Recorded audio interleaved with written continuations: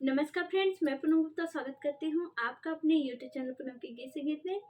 छठी माता का ये गीत है, कैसा लगेगा कमेंट में जरूर बताइएगा। छठी मैया गवे फूलवरिया, फूले चंपा गुलाब।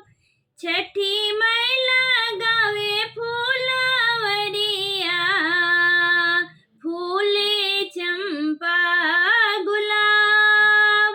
लोड़ी गोलब छठी मैया, बनवली गरवा के हार। लोड़ी गोलब छठी मैया, बनवली गरवा के हार। चंपा के तोड़ी छठी मैया, लिहली चोटिया सजाए, लिहली चोटिया सजाए। सजी सवरी छठी मैया,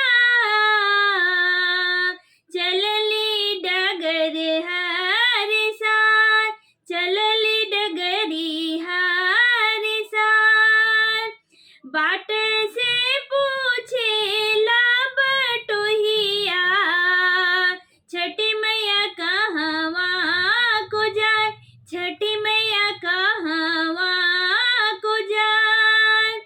आँख तोरा फूटे रे बटोहिया,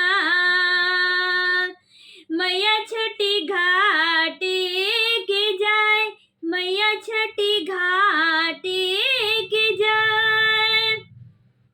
तीन